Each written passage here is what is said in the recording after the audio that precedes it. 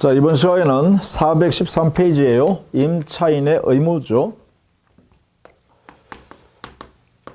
자, 임차인은 임대차 계약 존속 중에는, 그죠? 기간 존속 중에는 당해 임대인의 소유물인 그 임차물을 보관을 잘 해야죠. 임차물에 보관 의무가 있습니다. 보관 의무. 이때 의무의 정도는 타인의 소유물을 저희가 점유하여 사용하는 거니까 그 물건이 이 용도에 조차 잘 사용하다가 다시 원래 상태로 돌려줘야 되잖아요. 그러니까 선량한 관리자의 주의 의무로서 최선을 다해서 조심조심 다루어야 한다, 이런 이야기입니다. 선량한 관리자의 주의 의무를 다해야 한다. 그래서 성관주의 의무라고 합니다. 그 다음 두 번째는 그 전수 중에요. 당연히요. 차임을 지급해야죠. 차임 지급 의무. 자, 이 차임 지급 의무는 본질적 임차인의 의무예요. 당사자끼리 약정된 그 차임을 약속된 시기에 지급해야 합니다. 자, 이때 이 차임 지급 의무를 이행해야 할 시기는 언제인가? 여기에 대해서는 우리 민법은 원칙적으로요, 사용하고 난 말일날에 지급하는 것을 원칙으로 하고 있어서 후급 원칙이다, 이렇게 합니다. 다만 이 우리 민법에 있는 후급 원칙이라는 이 규정 633조에 있는데, 이 633조의 의미는요, 임의 규정입니다. 임의 규정이니까 당사자가 성급의 약정을 하면 그 성급 약정이 우선합니다. 이렇게. 우리 사회에서 일반적으로 보면 월세는 대부분 다 성급으로 하는 게 많죠. 주거용으로 건물을 임대차했다 하면 그죠. 그래서 여기 민법에는 후급을 원칙으로 해놨지만 그 규정 자체가 임의 규정이기 때문에 당사자의 약정이 우선합니다.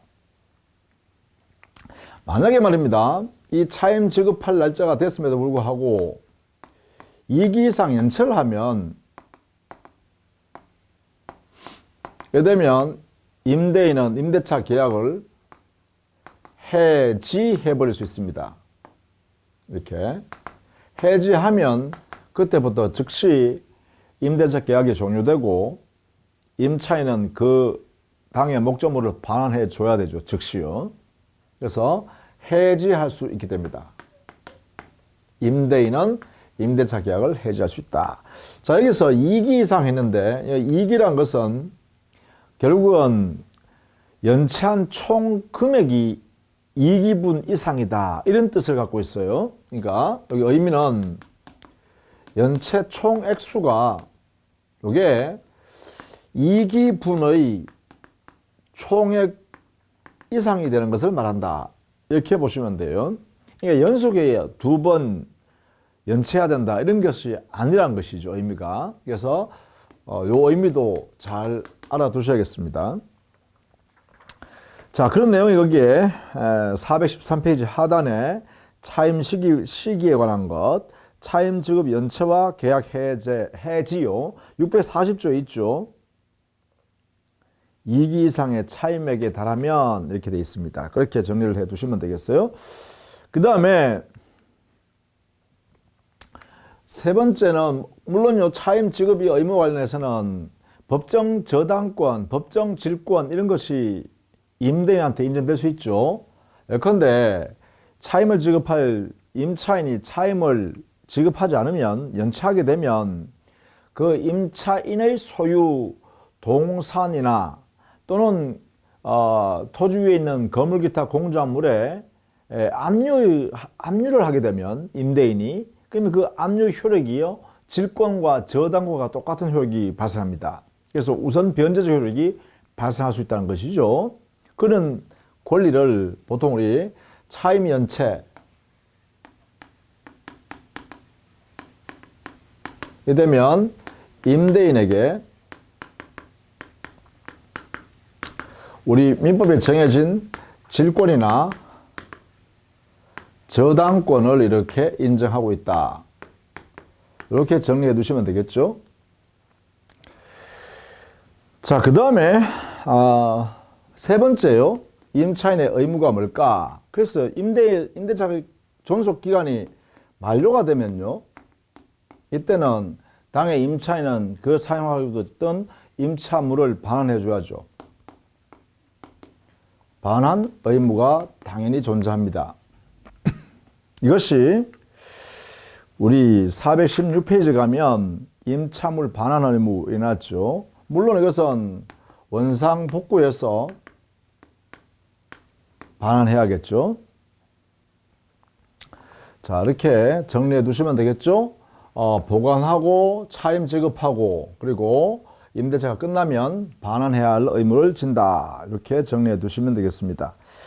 자, 그 다음에는요, 416페이지 가면 임차권의 양도나 임차물의 전대, 이에 관한 내용을 하겠죠. 임차권의 양도. 자, 임차권은 권리는 양도한다 그러고요. 임차물은 다시 빌려준다, 다른 사람한테, 그죠? 전대, 이렇게 표현합니다. 자, 원칙적으로 임차인은요, 임차권을 양도하거나 임차물을 전대하는 것이 가능해요.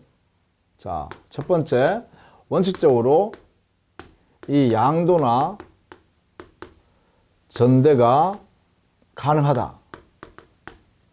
자, 이때 반드시 양도 전대할 때 꼭 해야 될 요소가 있는데, 그게 뭐냐면 이게 중요합니다.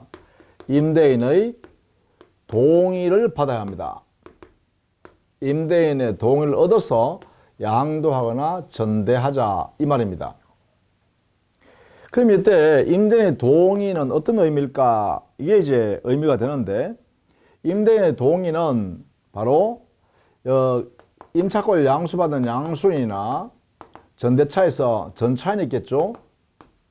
전차인의 대항력을 발생시키기 위한 요건입니다. 이렇게요. 즉, 양수인이 임대인한테, 전차인이 임대인한테 대항하기 위해서 바로 이러한 임대인의 동의를 받아줘야 한다. 이게요. 자, 요 내용을 반드시 알아두셔야 됩니다. 임대인의 동의를 받아야 합니다. 자, 이때요, 임대차 계약에 의해서 임차권이 발생할 거 아닙니까? 그 임차권을 임차인이 양도하는 계약을 하거나 또는 임차물을 전대차 다시 빌려주는 이런 행위, 계약 자체는 유효해요. 이게요. 다만 임대인의 동의를 받지 않으면 그 임차권을 양수받은 사람, 임차물을 전차받은 사람이 임대인한테 자기 권리를 주장할 수가 없습니다. 이게 바로 대항력이라고 한다, 이렇게 되겠죠. 자, 이 내용을 꼭 알아두셔야 됩니다. 그것이 우리 교재는 417페이지예요. 일단 민법의 629조에 보면 임차권의 양도나 전대를 허용하지만 제한하는 모습으로서요, 반드시 임대인 동의 없을 때는 하지 못한다, 이렇게 했단 말이죠. 그럼 만약에 임대인 동의 없이 만약에 양도하거나 전대했다면 이게 되면 어떻게 될까요? 이게 되면, 그래, 여기서 이제 우리는 꼭 알아둬야 될 게 하나 있습니다. 임대인은 임대차 계약을 해지할 수 있습니다. 이렇게요. 임대인은 해지권을 갖는다라는 거예요. 무엇을 해지할까요? 그래요. 임대차 계약을 해지할 수 있어요. 이것을 해지할 수가 있다. 이렇게요. 그래서 임차인을 내쫓아버릴 수 있다, 이 말이죠. 만약에 임대차 계약을 해지해버리면 여기 있는 양도 전대 효력은 임대인한테 대항할 수 없을 뿐만 아니라 권리가 부정되죠. 자, 이렇게요. 요 내용을 꼭 알아두셔야 됩니다. 반드시. 너무너무 중요합니다. 이 부분이. 자, 그것이 여러분 교재는 418페이지 가시면 이 내용을 정리해 두었습니다. 임대차 계약에 의해서 임차인이 취득한 임차권에 대한 권리를 제3자에게 양도할 때 또 임차인이 자기가 임차권을 가지고 있는 상태에서 그 임대차 범위 안에서 당해 임차물을 다른 사람한테 다시 빌려줄 때 이걸 전대차라 그러죠. 이렇게 할 때 동의를 꼭 받아라. 그 계약 관계에 대한 동의입니다. 그죠? 임차권 양도 계약, 임차물 전대차 계약, 이 계약에 대해서 임대인이 동의해 줘라 이런 뜻입니다. 한번 동의해 주면 이것은 철회할 수 없죠. 이거는요. 그죠? 자, 그러면 우리는 임차권 양도를 하거나 전대차 했으면 이래 될 거 아닙니까? 보통 그 형태는 만약에 갑이 이 건물을 자기 소유 건물을 이렇게 을에게 임대했다라고 하면 이 건물을 임차인이 이렇게 사용할 거 아닙니까? 그래서 임차권을 가지고 있는 상태에서 이렇게 을이 사용할 겁니다. 자, 이때 을이라는 사람은 두 가지 형태의 행사할 수 있다는 거죠. 요 권리 자체를 이렇게 병한테 양도할 수 있고, 양도 계약이요. 또는 이 물건을 이렇게 병한테 다시 전대차 빌려줄 수 있다 이 말이죠. 자, 전대차 할 경우에는 을은 임차인의 지위를 임차권을 그대로 가지고 있어요. 그런데 임차권을 양도해 버리면 여기는 을은 임차인의 임차권을 가질 수 없죠. 임차인 지위를 벗어나는 거죠. 이렇게요. 그럼 이 병이라는 사람은 이걸 이때는 전차인이라 그러고 이럴 때는 임차권의 양수인이라고 합니다. 이런 경우와 이런 경우죠. 자, 이렇게 이야기할 때 이 계약 자체예요. 전대차 계약이나 양도 계약 이것은 언제나 유효입니다. 유효. 즉 여기에 있는 임차인 을과 병 사이에는 언제나 유효한 상태죠. 동의를 받았느냐 동의를 받지 않았느냐 묻지 않고요. 이때 이 동의란 것은 여기에 동의해 주는 겁니다. 여기에. 그렇죠? 여기에 전대차 계약이나 양도 계약 여기에다가 동의한다 이렇게 해주는 거죠. 동의. 이 동의 의사 표시는 을한테 하든 병한테 하든 관계없습니다. 그죠? 자, 우선 동의해 주면 돼요. 이렇게. 이 동의가 바로 이 동의를 하게 되면 여기에 있는 전차인, 양수인이 대항력을 갖게 되죠. 이렇게. 대항력. 이 대항력이란 전차인은 전차권을 갖게 되고 양수인은 임차권을 갖게 되겠죠. 그 전차권이나 임차권을 가지고 그래요. 여기 갑한테 이렇게 대항할 수 있다. 이런 뜻입니다. 대항할 수 있다. 그러면 이 갑은요. 이 전대차 계약 내용대로 보호를 해줘야 되고 임차권이 양도되었으니까 종전의 임차권 내용대로 이 병을 보장해 줘야 된다라는 게 바로 이 동의다. 이런 뜻이죠. 자, 여기서 말이죠. 동의를 받은 경우, 동의를 받지 않은 경우 두 가지가 있겠죠. 그러면 동의를 하지 않는 경우나 동의를 한 경우에 여기에 임차권을 양도할 때 동의받는 또는 동의받지 않는 그 법률 효과는요. 사실 여기에 똑같습니다. 예컨대 동의받지 않고 무단으로 임차권을 양도했다. 이렇게 한번 해볼까요?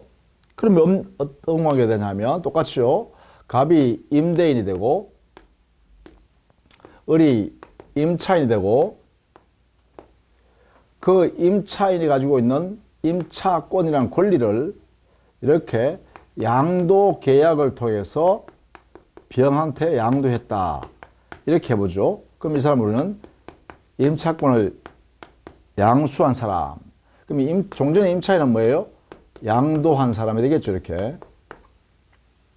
그럼 여기는 임대차 계약이 존재하겠고 여기는 임차권 양도 계약이 존재하는데요. 이 계약은 이 두 사람 사이에는 언제나 유효라 했습니다. 다만 여기에 임대인의 동의를 받지 못했다. 이걸 수로 말하냐? 무단으로 양도했다. 이렇게 표현해요. 무단양도 이렇게 표현합니다. 임차권의 무단양도. 자, 그러면 무단양도됐을 때 일단 임대인은 이 임대차 계약을 해지할 수 있다 그랬죠. 그러면 임대인과 임차인 사이에서는 임차인이 채무를 불이행했잖아. 그죠? 채무 불이행했으니까 그 임대인은 그 임대차 계약을 해지할 수 있고, 해지하면 그때부터 효력이 소멸하겠죠. 장래적으로. 그죠? 그리고 해지하고 나서 임대인은 자기한테 손해난 만큼 손해배상 청구를 할 수 있겠죠. 한테 채무 불이행했으니까. 자, 이런 관계가 될 겁니다. 임대차 계약 관계에 있는 임대인과 임차인 사이에서는 임차인이 임대인에 대하여 채무 불이행하였으므로 임대인은 해지할 수 있는 상태가 된다. 이게 이제 법률 관계네요. 그 다음에 두 번째, 이 임차인이 임차권을 병한테 양도했을 때 이 두 사람 사이는 법률 관계 유효라 했죠. 이렇게 언제나 유효한 상태다 이렇게 했습니다. 유효한 상태니까 임차권 양도가 이렇게 와야겠죠. 임차권이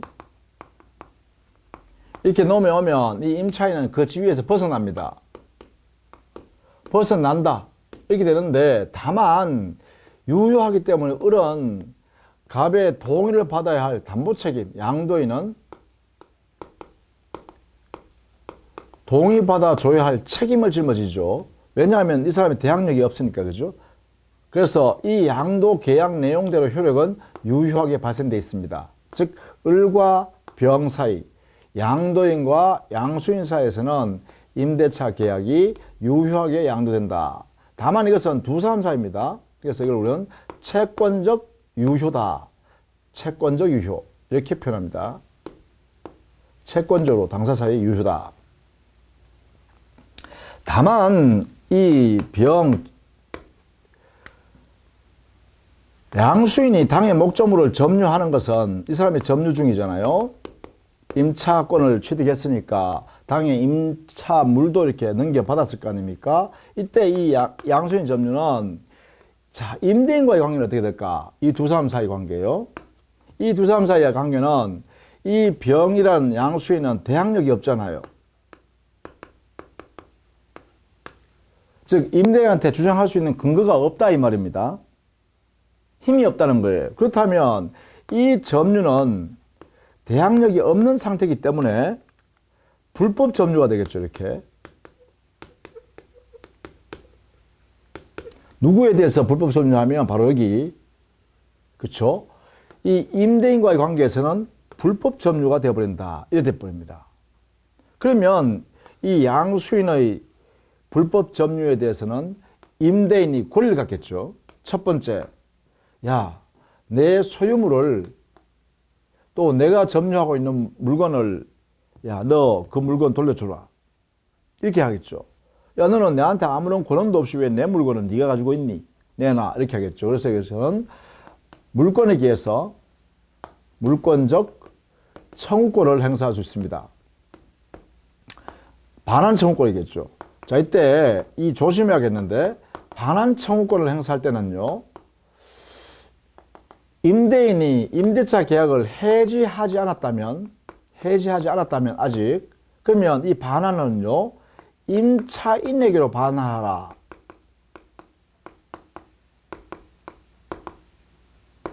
이렇게 청구해야 된다는 것이 이 반환 청구의 핵심이에요. 이게요. 왜냐하면 이 임대인은 임대차 계약이 존속하면 을이 직접 점유자잖아요. 여전히 아직 갑에 대해서는 을이 임차권을 가지고 있죠. 그러면 을이 당의 목적물을 직접 점유할 지위에 있는 사람이니까 갑은요, 야, 내가 빌려준 임차인한테로 병너는 다시 돌려줘. 이렇게 할 수 있다는 거죠. 이게 이제 해지하지 않았다면 그렇습니다. 다만 만약에 갑이 해지했다면 달라요. 이 반환 청구권에 만약에 갑이 해지한 경우에는 이때는 자기에게로 반환하라 이렇게 청구하는 거죠. 자, 이때 이 반환 청구권 행사를 잘 봐두셔야겠습니다. 그렇죠? 그래서 요 물권 청구권을 인정하는데 반환 청구권을 행사할 때는 해지권을 행사했느냐 안 했느냐에 따라서 반환 청구권의 모습이 약간씩 달라집니다. 그죠? 이렇게. 자, 그 다음에 두 번째요. 이 갑은 병의 점유가 불법하게 점유하고 있으니까 불법행위자잖아요. 그러면 자기한테 불법행위 했으니까 손해배상을 청구해라. 이렇게 청구할 수 있을 것 같으네요. 자, 손해배상 청구권 인정되는가? 자, 물권의 청구권 인정된다 했습니다. 당연히. 그러면 손해배상 청구권 인정되는가? 자, 이때 이 손해배상은 불법행위에 따르는 손해배상입니다. 이해되겠죠? 자, 그렇다면 여기에 손해배상 청구권을 행사하기 위해서는 청구자에게 손해가 발생해야만 합니다. 이게 요건이죠. 손해가 발생했을 때 손해배상을 청구할 수 있어요. 그런데 여기도 좀 조심해야 돼요. 당사자가, 즉 임대인 갑이 해지하지 않았다면, 그러면 임대인 갑이요. 갑은 임차인에게, 임차인 누구예요? 을이죠. 을한테 계속 차임을 지급받을 수 있습니다. 차임 지급을 청구할 수 있는 권리가 그대로 인정됩니다. 자, 그렇다면 차임을 받을 수 있는 이 범위 안에서는 손해가 생기지 않죠. 손해가 발생하지 않게 됩니다. 그러면 손해가 발생하지 않았다면 결국은 손해배상 청구권을 행사할 수 없다. 손배 청구권을 행사할 수가 없다. 이렇게 되겠네요. 그럼 결국 여기 핵심은 이거네요. 임대차 계약을 해지하기 전이라면 갑은 병에 대하여 손해배상 청구권을 행사할 수 없습니다. 이렇게 해야 됩니다. 근데 만약에 해지했다면 임대차 계약을요, 이에 대해서는 달라집니다. 자, 갑은 을에게 무단으로 양도했으므로 이 계약, 임대차 계약을 해지했다면, 행사했습니다. 행사하면 뭐였어요? 그때부터 임대차 계약은 없어지잖아요. 효력을 상실하니까 당연히 갑은요, 해지한 경우에는 차임을 받을 수가 없죠. 차임 지급 청구권이 없어집니다. 그렇죠? 따라서 이때는 차임 지급하라라고 청구할 수 있는 권리가 이게 없게 되죠. 그러면 차임만큼의 손해가 발생하게 됩니다. 그렇죠? 자, 그래서 이때는 손해가 발생했으니까 해지한 경우에는 손해배상 청구권이 인정된다. 이렇게 해석해야겠네요. 해지한 경우에 그렇다 이 말이죠. 그러면 손해배상 청구권에는 해지한 경우와 해지하지 않은 경우로 나누어서 설명해야겠다. 그죠? 해지를 하기 전이라면 갑은 병한테 손해배상 청구를 할 수 없다. 이렇게 해야 되고, 이 임대차계를 해지한 경우에는 갑은 병에게 손해배상 청구를 행사할 수 있다. 이렇게 해야겠다. 그죠? 자, 이것을 꼭 알아두셔야 됩니다. 여기에 물권의 청구권도 행사하는 모습을 잘 봤죠. 해지하지 않을 때는 임차인에게로 반하라. 해지한 경우에는 자기에게로 반하라. 이렇게 청구한다 했죠.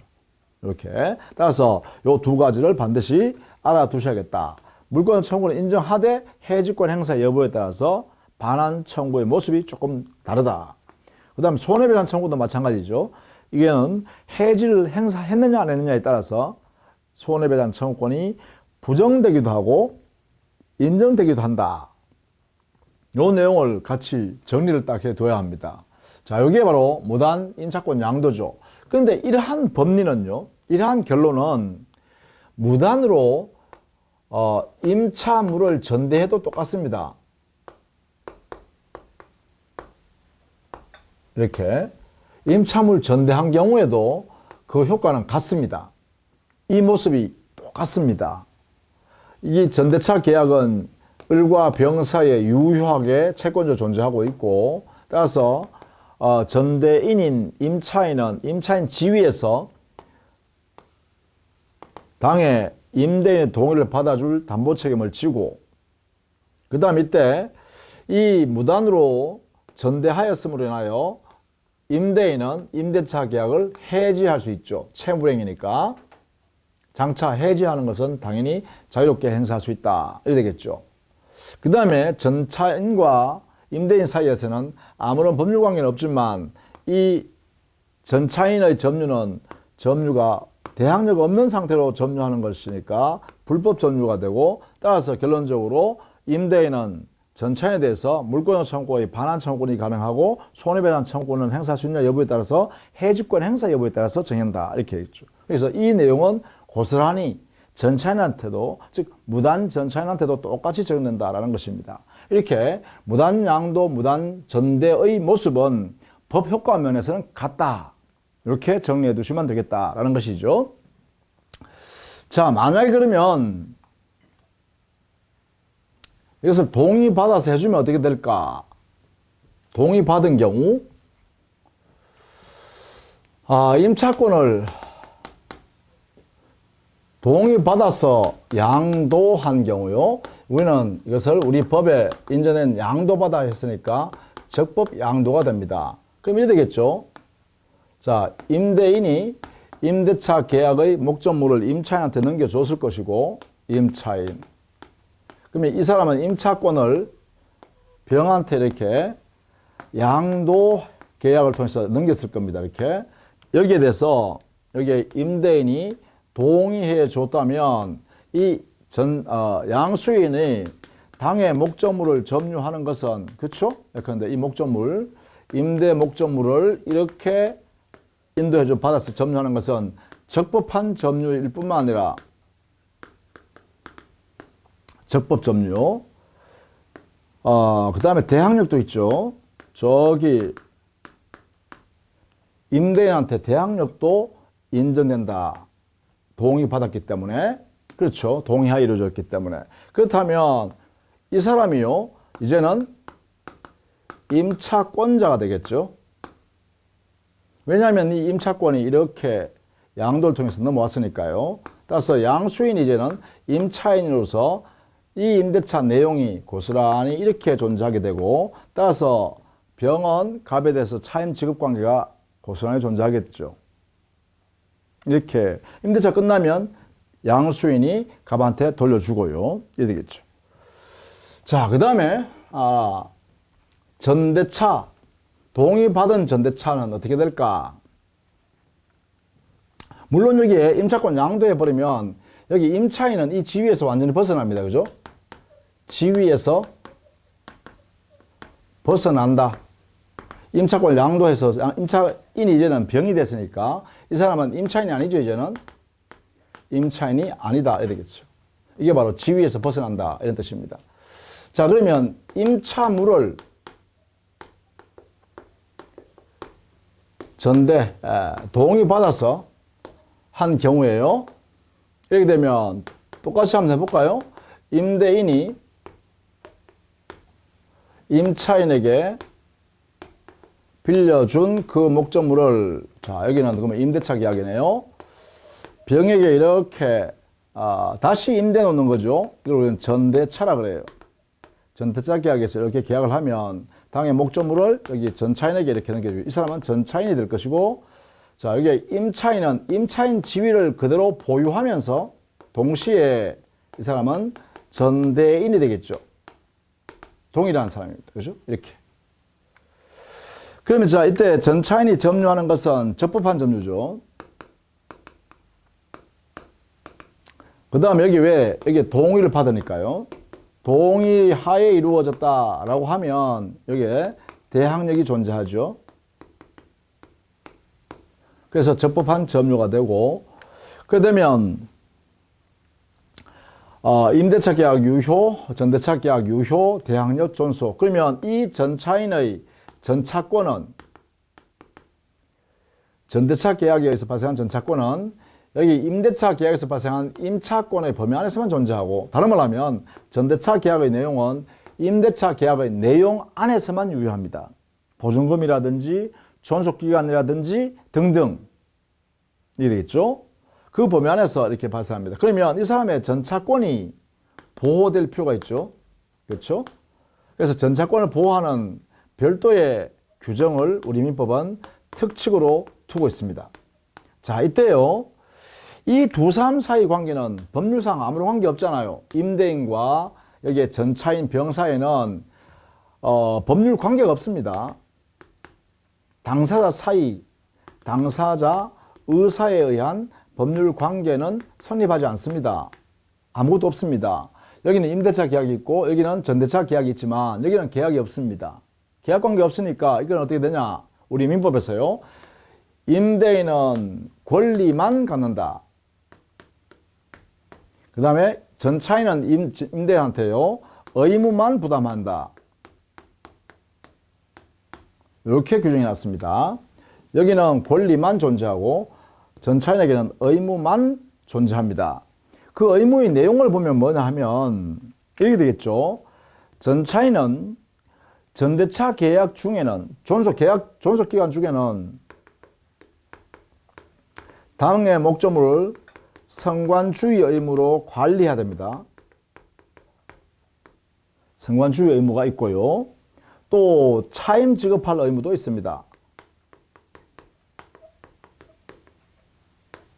그 다음에 임대차 계약의 존속기간이 만료가 되면 당에 자기가 전차한 이 물건을 그래요. 임대인한테 반환하면 이 전대인한테 반환할 의무를 면하게 됩니다. 그래서 직접 임대인한테 반환할 수 있죠. 반환할 의무가 있다. 목적물 반환요. 이러한 내용이 의무로 존재하게 됩니다. 이렇게. 자, 요것을 꼭 알아두셔야 되겠죠. 전차인은 의무만 발생하고 임대인은 권리만 취득한다. 이 두 사람 사이에요. 그런데 불구하고 이 전차인의 전차권은 보호를 해줘야 할 필요가 있잖아요. 그죠? 왜냐하면 동의하에 이루어졌기 때문에. 그래서 우리 민법에는 전차권을 보호하기 위해서 다음 같은 내용으로 정리해 놨습니다. 첫 번째, 만약에 저기에는 임대인 갑과 임차인을이 합의로 임대차 계약을 해지한다 하더라도 이 해지는 전차인에게 아무런 효력이 없습니다. 원칙적으로.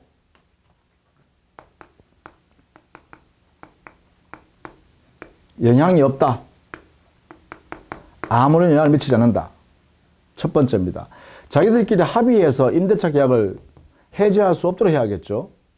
그렇죠? 합의 해지는 전차인에게 아무런 효력이 없다. 두 번째요. 만약에 갑이 임대차 계약을 을에 대해서요. 임대차 계약을 해지 통고했다. 존속 기간이 없었기 때문에 이렇게요. 해지 통고했으면 이 통고한 사실을 전차인에게 통고하지 않으면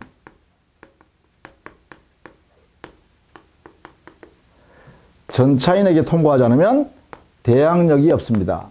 대항 불가. 즉 갑은요. 임대차 계약이 해지 통고해서 효력이 상실됐으니 전차인 나가라 이렇게 못한다는 거예요.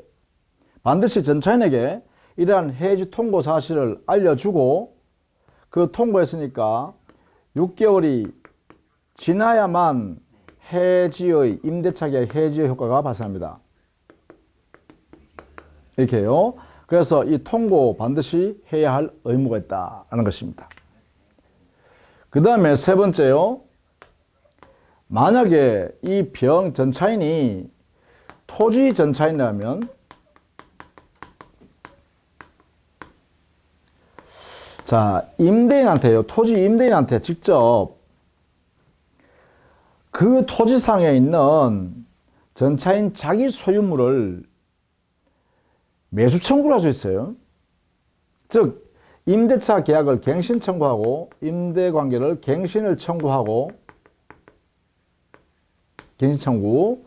이게 만약에 임대인이 거절하면, 여기에 거절을 하게 되면, 이때는 토지 전차인이 직접 임대인한테 지상물, 자기 소유물을 매수하라라고 청구할 수 있습니다. 이렇게. 이게 인정된다. 요 권리는요, 형성권이죠. 요 권리. 매수 청구는 형성권입니다. 형성권이기 때문에 전차인이 임대인한테 임대를 거절했으니 자기 소유 지상물을 임대인 당신이 사세요 라고 하면 사야 됩니다. 형성권이기 때문에. 이거는 또 전차인을 보호하기 위해서 특별히 만든 권리잖아요. 그래서 표면을 강한 규정입니다. 전차인 보호를 하기 위해서요. 자, 그 다음에 네 번째요. 하나 더요. 만약에 이 전차인이 이렇게 건물 전차인일 때요. 건물 기타 공작물의 전차인일 때는 이번에는요. 이 임대인한테요. 그 건물에 부속시킨 물건 있을 거 아닙니까? 임대인한테 동의받아서 부속시켰거나 임대인한테 매수하여 부속시켰거나 또 임차인한테 당의 목적물을 매수하여 부속시킬 당시에 임대인한테 동의받았거나 이렇게 되면 그 부속물을 매수를 청구할 수가 있습니다. 이렇게 일방적으로. 이것도 보장해 줍니다. 이것도 역시 그 성질은 형성권이고 이 건물 전차인을 보호하기 위해서 만든 특별 규정이기 때문에 이것은 편면적 강한 규정이다 이렇게 해석하죠. 그래서 이러한 내용의 권리가 적법 전차인한테는 인정된다는 것이에요. 자, 요 내용도 알아두셔야겠다라는 것이죠. 자, 이렇게 해서요. 우리가 임차권 양도, 그다음 임차물 전대 각각의 무단으로 한 경우와 또 동의 받아서 한 경우의 법률 효과를 지금 정리해 드렸습니다. 이 부분 중에서 우리는 무단 전대, 무단 양도가 주로 시험에 많이 나오니까 그 부분을 정리해 두시면 좋겠어요. 그래서 우리 교재 418페이지에 양갈로 2번 무단 양도의 법률 관계 이 부분을 잘 보시고 이 내용을 잘 정리하시고 그 다음에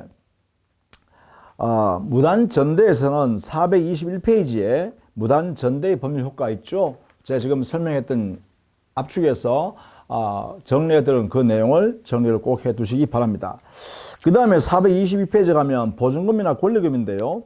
보증금은 우리 사회에서 많이 임대차 계약하면서 목돈으로 큰 돈으로 이렇게 보증금이라는 이름으로 주죠. 목돈으로 건네줍니다. 임대인한테. 그런 다음에 임대차가 끝나면 그 보증금을 다시 임차인 돌려받고 나가죠. 자, 이럴 때 이 보증금은 당사자 약정에서 이루어지잖아요. 그래서 보증금은 보증금 계약에서 이루어진다. 그리고 그 보증금은 말 그대로 보증적 역할을 하기 때문에 임차인이 임대차 존속 중에 만약에 임대인한테 해가 되는 행위를 해서 손해를 발생시키면 이 보증금에서 그 손해배상금을 나중에 보증금 반환할 때 그만큼 차감해 버릴 수 있어요. 그런 내용도 있죠. 그래서 먼저 보증금, 이것은 보증금 계약에 의해서 정해지죠. 이때 보증금 계약의 성질은 그래요. 임대차 계약에서 여기에 붙는 종된 계약이다. 이렇게 알아두셔야겠죠. 종된 계약입니다. 그리고 동시에 그 보증금은 현실적으로 임대인한테 교부를 해야 되기 때문에 요물 계약이기도 합니다. 일반적으로는요. 이렇게 해석합니다. 성격이요. 그 다음에 이 보증금은 기본적으로 임차인의 손해배상에 대해서 임차인의 손해배상 책임에 여기에 담보적 기능을 합니다. 그죠? 임차인이 잘못해서 임대인한테 손해배상 책임을 지면 나중에 보증금에서 그만큼 차감해 볼 수 있다 이 말입니다. 자, 동시에 여기에 또 알아둬야 될 게 이 보증금이 임대인이 가지고 있다고 해서 임차인이 말입니다. 자기가 월세를 즉 차임을 연체하고 있다. 이러면 보증금에서 그 연체된 차임, 월세를 차감해서 가져가세요. 이렇게 요구할 수 있는 임차인의 권리는 없어요.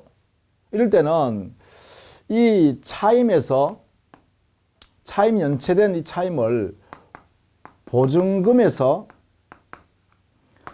충당할 것인가 여부는 이것은 임대인의 권리입니다. 이렇게요.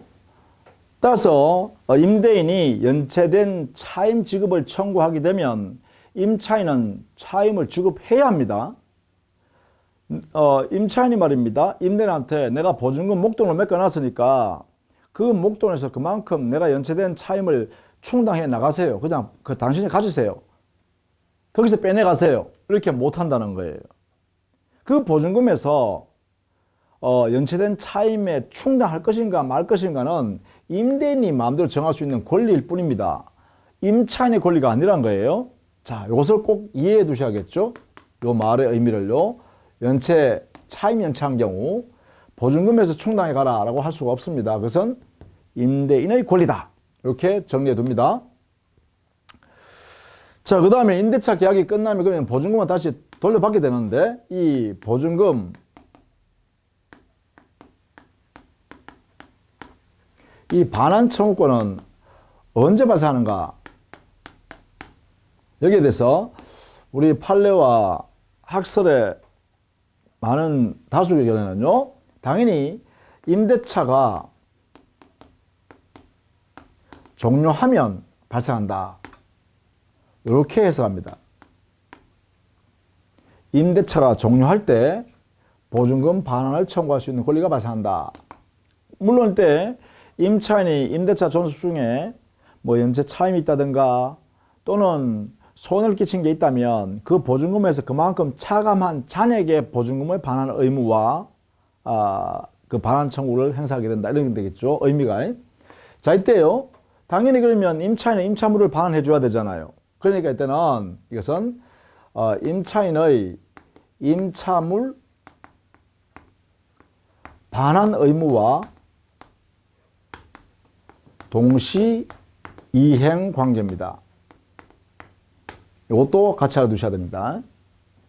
임대차 종료할 때 임차인은 보증금 반환 청구권이, 임대인은 야 내가 빌려줬던 임대물 반환해 라고 할 수 있는 임대물 반환 청구권이 서로 동시에 발생하고 이것을 동시행 관계로 존재하고 있다. 이렇게 정리해 두셔야 돼요.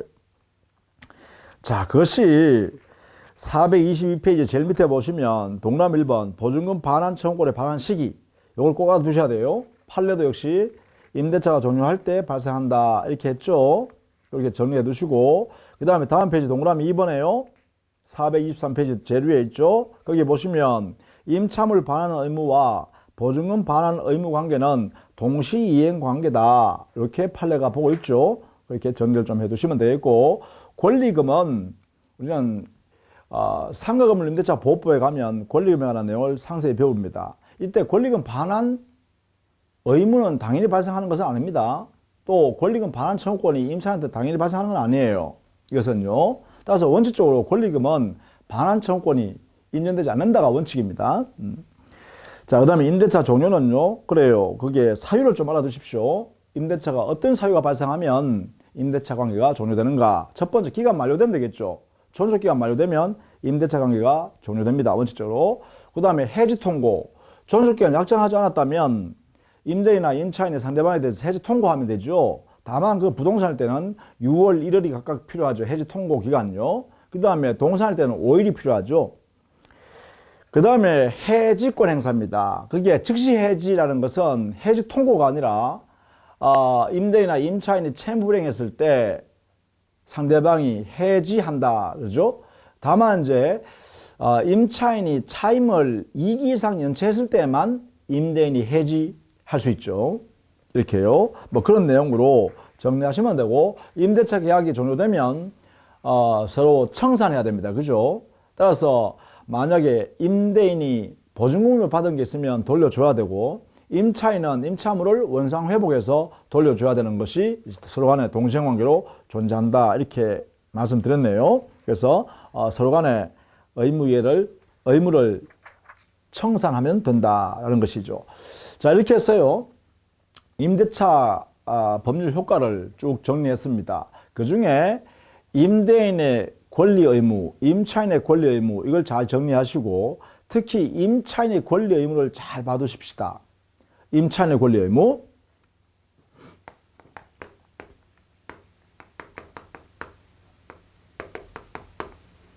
이 부분하고 그 다음 두 번째는 임차권의 양도와 전대 있죠. 임차권의 임차물의 양도와 전대 요 두 파트는 여러분이 정리를 좀 꼭 해두시고 제가 강의한 내용을 여러분이 이해해서 여러분 것으로 정리를 꼭 해두시기를 부탁드립니다. 자, 다음 시간부터는요 민사특별법을 정리하도록 하겠습니다. 자, 수고 많으셨습니다.